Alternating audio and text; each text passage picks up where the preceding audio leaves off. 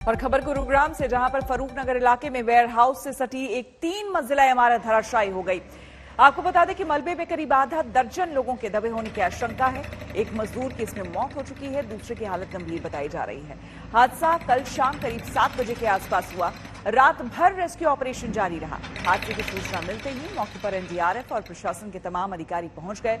बताया जा रहा है कि वेयर हाउस में शिफ्ट खत्म होने के बाद कर्मचारी इस इमारत की दीवार के सहारे बैठे थे, तभी जर्जर इमारत ढह गई और सभी मलबे में दब गए।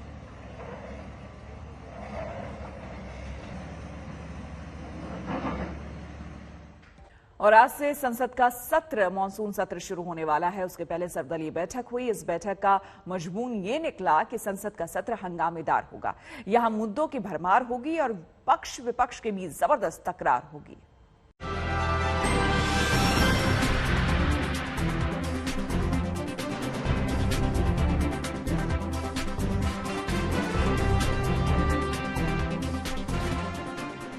संसद के मॉनसून सेशन से एक दिन पहले ऑल पार्टी मीटिंग, सरकार और विपक्ष के नेताओं के बीच चर्चा। ये नई बात तो नहीं है, ये परंपरा रही है, लेकिन इस बार की बात इसलिए अलग है क्योंकि कोरोना की दूसरी लहर के ठीक बाद संसद का सत्र शुरू हो रहा है। कोविड प्रबंधन से लेकर पेट्रोल डीजल की महंगाई और किसान आंदोलन तक कई बड़े मुद्दे हैं। इसलिए सत्र हंगामा खेज रहेगा, इसमें संदेह नहीं। इसी पर ऑल पार्टी मीटिंग में पीएम ने बड़ा मैसेज दिया है कि चर्चा करने में सरकार पीछे नहीं है, लेकिन नियम और प्रक्रिया के तहत चर्चा होनी चाहिए, स्वस्थ चर्चा होनी चाहिए, सार्थक चर्चा होनी चाहिए, शांतिपूर्ण चर्चा होनी चाहिए।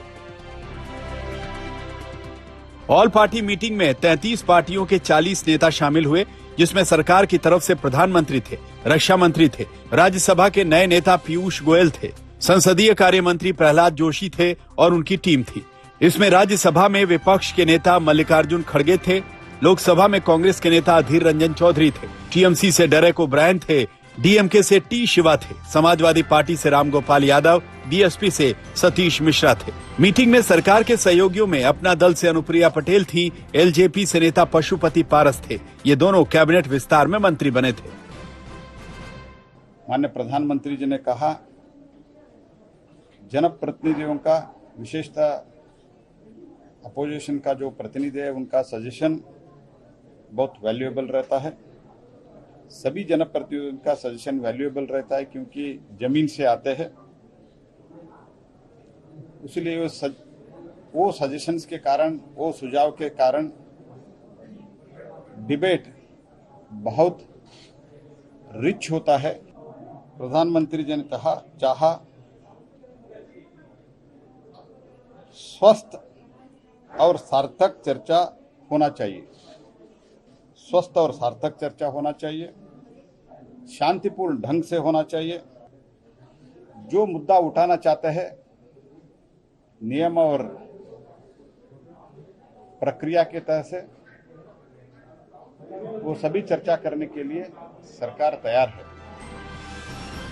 पीएम ने सत्र शुरू होने से पहले ही सरकार का स्टैंड क्लियर कर दिया, लेकिन विपक्ष भी सरकार की घेरेबंदी की तैयारी में है। उसके पास इस बार कई बड़े मुद्दों से मौका भी है, जिस पर संसद में खूब हंगामा भी हो सकता है। सरकार इससे कैसे निपटेगी, इसी पर मानसून सत्र से ठीक पहले बैठकों का दौर चला। पीएम की ऑल पार्टी मीटिंग हुई, एनडीए की अलग से मीटिंग हुई, जिसमें पीएम और गृह मंत्री भी शामिल हुए। लोकसभा स्पीकर भी लोकसभा में सभी पार्टियों के नेताओं से मिले। कोशिश यही है कि मानसून सत्र हंगामे की भेंट न चढ़े, चर्चा और बहस की जगह पर हंगामा हावी न रहे, सार्थक चर्चा हो और मानसून सत्र से बेहतर नतीजे निकले। क्योंकि मानसून सत्र 19 जुलाई से शुरू होगा और 13 अगस्त को खत्म होगा। इस दौरान कामकाज के 19 दिन मिलेंगे, जिसमें 6 ऑर्डिनेंस आने हैं और 23 बिल आने हैं। कई बिल का नोटिस दे दिया गया है, कई बिल अभी प्रोसेस में हैं। कुल मिलाकर 29 बिल और 2 फाइनेंस बिल इस मानसून सत्र में आने हैं। ये सत्र नए बदलाव की पहली परीक्षा भी है। कैबिनेट विस्तार के बाद पीएम की टीम भी बहुत बदल गई है। नए मंत्रियों की पहली परीक्षा है, जिन्हें प्रमोशन मिला उनकी भी परीक्षा है। सरकार इसमें नई ऊर्जा के साथ नए सत्र का आगाज कर रही है, लेकिन विपक्ष भी रणनीति बना रहा है। कांग्रेस भी सत्र से ठीक पहले संसद में अपनी टीम को रिचार्ज कर रही है। इसको चाइनीज बॉर्डर इशू, ये बॉर्डर इशू तो उठाने के लिए हमको सदन में राहुल जी की भी इच्छा है और ये सदन में भी हम उठाएंगे समय जैसा मिले। लखनऊ में बीजेपी और संघ की बड़ी बैठक में कई बड़े फैसले लिए गए हैं। 2 दिनों की मीटिंग में सीएम योगी और दोनों डिप्टी सीएम शामिल हुए। 2022 के विधानसभा चुनाव से लेकर कई मुद्दों पर बीजेपी ने गोटियां बिछा दी हैं।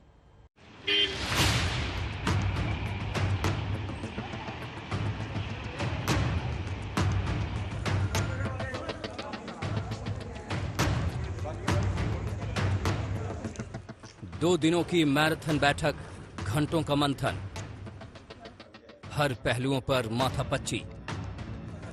लखनऊ की सियासी फिजा बदली बदली से दिखी। संघ और बीजेपी के नेताओं के बीच बीते शाम 2022 के ब्लूप्रिंट पर कई फैसले लिए गए। ढलती शाम के साथ अगले साल विधानसभा चुनाव में जीत के उगते सूरज की लकीर खींची गई। संघ पार्टी और सरकार के बीच सुबह 10 बजे से चल रही बैठक में शामिल होने के मुख्यमंत्री योगी आदित्यनाथ दोपहर 2 बजे आए थे और अब करीब 7:30 बज रहा है, यानी 5 से 5.5 घंटे की इस बैठक में शामिल होने के बाद मुख्यमंत्री योगी आदित्यनाथ अब वापस जा रहे हैं। ये बैठक 2022 के विधानसभा चुनाव के लिए बेहद अहम मानी जा रही है।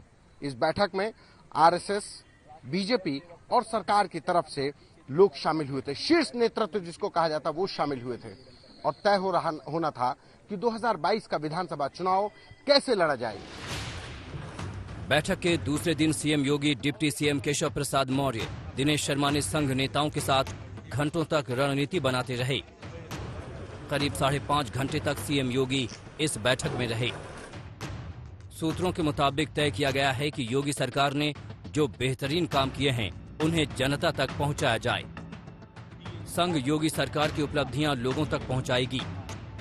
सूत्रों के मुताबिक साथ ही चुनाव के दौरान जो बीजेपी के कट्टर वोट बैंक हैं उसको बूथ तक भी ले जाने का प्लान बनाया गया।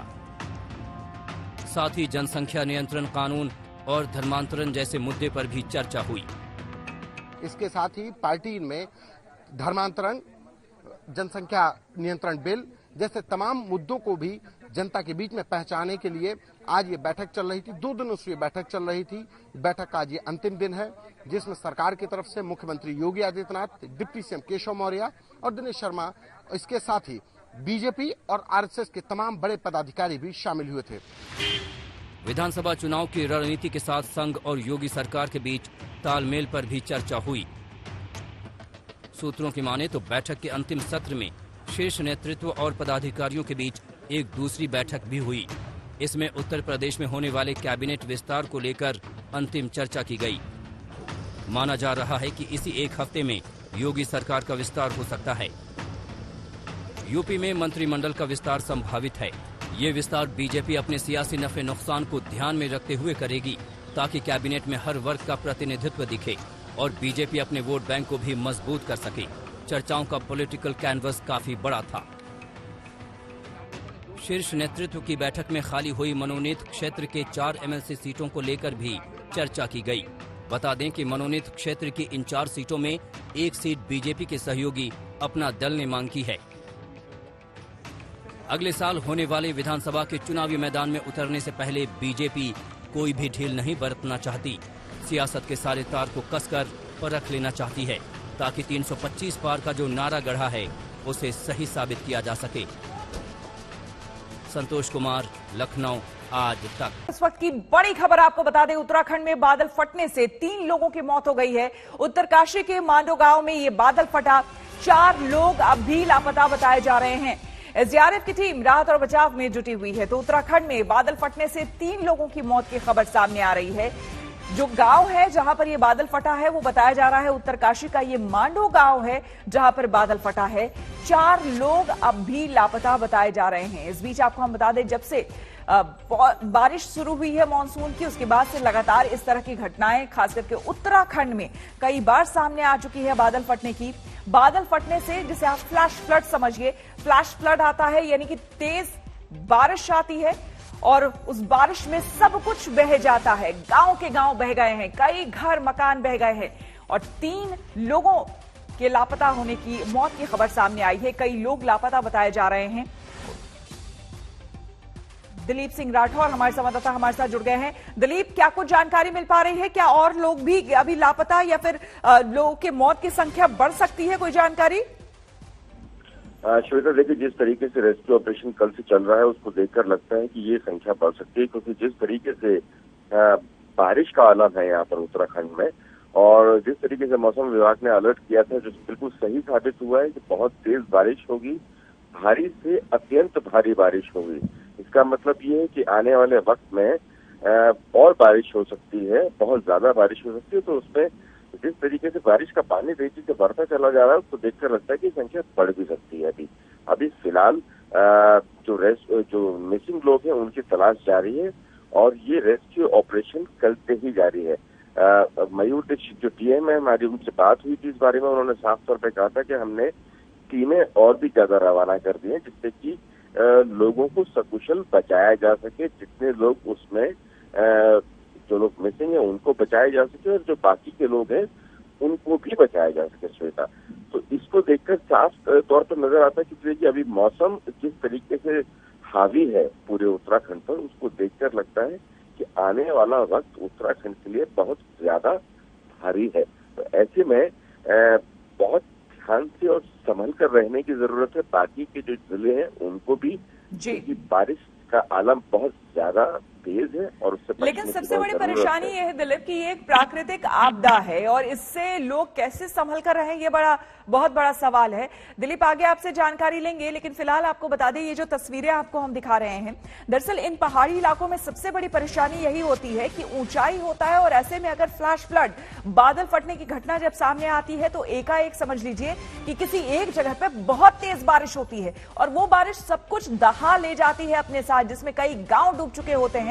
यही जो मांडो गांव आपको हम दिखा रहे हैं वहां भी वही हुआ है। कई घर इसमें बह गए हैं, कई लोग इसमें लापता हो गए हैं। रुक करेंगे अगली खबर का। आपको बता दें कि दिल्ली और करीबी इलाकों में भी बीती रात से सुबह तक तेज बारिश हो रही है। भारी बारिश से दिल्ली के कई इलाकों में सड़कों पर पानी भर गया है। मौसम विभाग के मुताबिक दिल्ली और सटे इलाकों जैसे फरीदाबाद, गाजियाबाद, नौअजा, गुरुग्राम में अगले 2 घंटे तक तेज रफ्तार हवाओं के साथ भारी बारिश हो सकती है। मौसम विभाग ने ऐसा कहा है। हालांकि आपको बता दें जो लोग घर में हैं उनके लिए तो ये राहत की खबर है, क्योंकि मानसून ने जब दस्तक दी उसके बाद एक आध दिन बारिश हुई, फिर से वही तेज गर्मी शुरू हो गई थी। तेज धूप लोगों को सामना करना पड़ रहा था, लेकिन आज एक बार फिर से लोगों को ये राहत भरी बारिश मिली है। लेकिन जैसे ही इन इलाकों में भी, दिल्ली में देखिए जल भराव की स्थिति, कई जगहों पर अंडरपास जो है वो भर गए और ऐसे में जो लोग अपने काम के लिए निकल रहे हैं, घरों से निकल रहे हैं, उनको खासी दिक्कतों का सामना करना पड़ता है, क्योंकि कई ऐसे इलाके हैं वहां पर देखिए ये जल जमाव की स्थिति जो है ये हो जाती है और ऐसे में गाड़ियों का चलना मुश्किल होता है। जो लोग पैदल जाने वाले हैं उनके लिए और ज्यादा परेशानी है। लेकिन हाँ, जो लोग घर में हैं उनके लिए राहत की खबर कि कम से कम तापमान में गिरावट हो जाती है, बारिश के साथ हवा भी चल रही है, तो इससे लोगों को काफी राहत मिल रही है। तो तपती जलती गर्मी से एक तरफ जहां लोगों को राहत है, तो दूसरी तरफ जल भराव की स्थिति होने की वजह से वो लोग जो काम के लिए निकल रहे हैं दिल्ली एनसीआर में, उनके लिए मुसीबत का यह सबब बना हुआ है। तो दिल्ली एनसीआर में आपको बता दें कि बीती रात से सुबह तक बारिश हो रही है। अभी भी इस वक्त भी बताया जा रहा है कि लगातार बारिश हो रही है, एक आध घंटे और अभी बारिश होगी। तो जो लोग घर से नहीं निकले हैं, अपने अपने घरों में हैं, उनके लिए तो ये राहत की खबर है। लेकिन जिनको अपने काम पर निकलना है उनके लिए परेशानी जरूर है, क्योंकि दिल्ली के कई ऐसे इलाके हैं जहां पर अंडरपास में बारिश के दिनों में पानी भर जाता है और पानी भरने की वजह से लोगों को खासी दिक्कतों का सामना करना पड़ता है। मुंबई की भी तस्वीरें आपको हम दिखा रहे हैं। दिल्ली के साथ साथ मुंबई में तो रेड अलर्ट वहां पर जारी किया गया है, क्योंकि वहां पर भारी से बहुत भारी बारिश होने की संभावना वहां पर जताई गई है। और जैसे ही ऐसा होता है, हाई टाइड की संभावना भी, समुद्र होने की वजह से वहां पर हाई टाइड की आशंका भी वहां पर बढ़ जाती है और इससे लोगों को सतर्क रहने के लिए बार बार कहा जाता है कि इस बीच जब भी बारिश हो समुद्र के किनारे वो ना जाएं। लेकिन मुंबई में भी हर बार की बारिश में लोगों को परेशानियों का सामना करना पड़ता है, खास करके लो लाइन एरियाज में।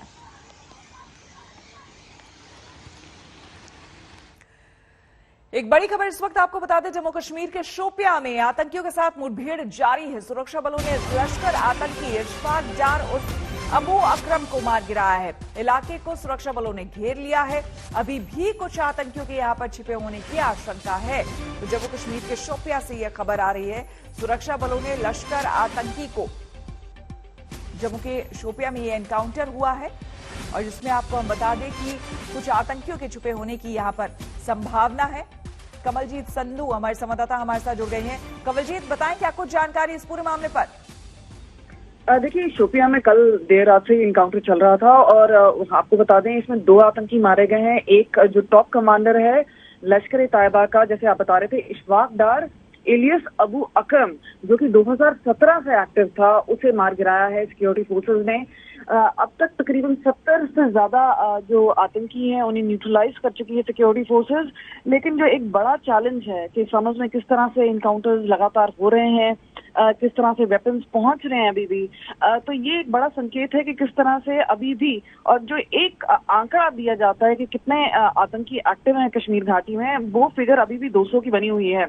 इसमें से अब 70 एलिमिनेट हो चुके हैं, लेकिन नया रिक्रूटमेंट नहीं हो, पाकिस्तान की तरफ से स्पॉन्सर जो टेरर है उसे वो अच्छी तरह से कंटेन कर सके। इसके अलावा जो ड्रोन अटैक्स हो रहे हैं या फिर ड्रोन से वेपन भेजे जा रहे हैं, ये एक बड़ा चैलेंज उभर रहा है। लेकिन खास तौर पे अगर हम बात करेंगे किस तरह से कंटेन करने की कोशिश कर रही है सुरक्षा बल, जो सिचुएशन है या टेररिस्ट ऑर्गेनाइजेशंस को है, तो वो लगातार एफर्ट एक वो जारी है। बिल्कुल, बहुत बहुत शुक्रिया आपका कंवलजीत तमाम जानकारी के लिए। और अब देखिए, पंजाब के कैप्टन बने सिद्धू।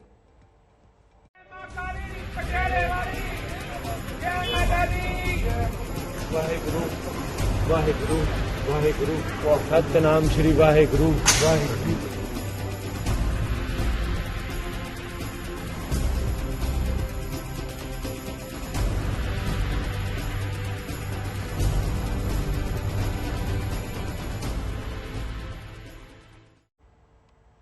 पंजाब में सियासी संग्राम के बीच आखिरकार नवजोत सिंह सिद्धू ने बाजी मार ली है। सिद्धू को पंजाब कांग्रेस का अध्यक्ष बनाया गया है।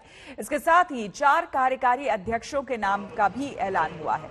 सिद्धू के सिर सजे इस ताज को लेकर समर्थकों में जश्न का माहौल है। कल रात ऐलान होने के बाद सिद्धू घर जाने से पहले भगवान के दर पर पहुंचे। उन्होंने पटियाला में श्री दुख निवारण गुरुद्वारे में मत्था टेका, तो वहीं मां काली के मंदिर पहुंचकर समर्थकों के साथ आशीर्वाद भी लिया।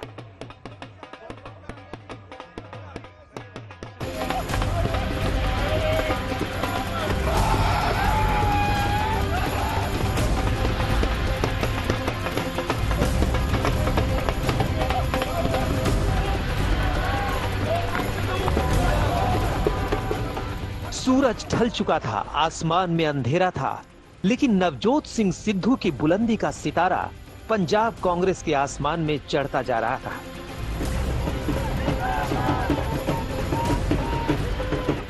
दिल्ली से लिखित फैसला पंजाब पहुंच चुका था, जिसमें नवजोत सिंह सिद्धू को पंजाब प्रदेश कांग्रेस का अध्यक्ष बनाने का ऐलान था। कांग्रेस हाईकमान ने सिद्धू पर अपनी मुहर लगा दी थी और शेरी के समर्थक सोनिया के फैसले को अपने स्टाइल में सलाम कर रहे थे। ढोल नगाड़ों के साथ पटियाला से अमृतसर तक सोनिया ने पंजाब का झगड़ा फिलहाल खत्म कर दिया है। सिद्धू ने सुपर ओवर की आखिरी गेंद पर सिक्सर मार दिया, या यूं कहें कि कैप्टन मैच की आखिरी गेंद पर क्लीन बोल्ड हो गए। कांग्रेस आला कमान ने पंजाब सियासत में बड़ी साफ लकीर खींच दी है। राज्य की सरकार चलाएंगे कैप्टन अमरिंदर सिंह और राज्य में पार्टी चलाएंगे नवजोत सिंह सिद्धू। समर्थकों को लगता है कि नवजोत सिंह सिद्धू के आने से, अध्यक्ष बनने से पंजाब में एक बार फिर कांग्रेस की सरकार बनेगी और पहले से ज्यादा बहुमत से बनेगी और बहुत कांग्रेस को आगे लेके जाएंगे। समर्थक बहुत भारी तादाद में लगातार यहाँ बढ़ते जा रहे हैं और लोगों को पहले से उम्मीद थी कि नवजोत सिंह सिद्धू को अध्यक्ष बनाया जाएगा। और एक खास बात यह है कि नवजोत सिंह सिद्धू पिछले कई दिनों से वो अपने समर्थक विधायकों मंत्रियों से तो मिले रहे थे, जो अमरिंदर सिंह के नजदीकी लोग थे उनसे भी मुलाकात कर रहे थे। जैसे वो अध्यक्ष बनेंगे उनको संकेत मिल गया हो, इस ढंग से वो तमाम उनकी जो रणनीति थी वो चल रही थी पिछले कई दिनों से।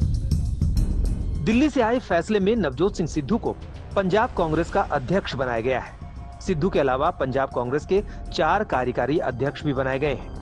कुलजीत नागरा, पवन गोयल, सुखविंदर सिंह डैनी और संगत सिंह गिल्लिया को कार्यकारी अध्यक्ष नियुक्त किया गया है।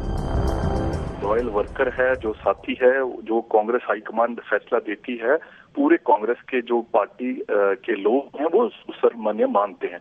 और आज भी जो ने फैसला किया, चाहे वो हमारे सीएम साहब थे, हमारे आउटगोइंग प्रेसिडेंट जाखड़ जी थे, सबने ये कहा जो हाईकमान फैसला करेगी वो सबको मंजूर होगा।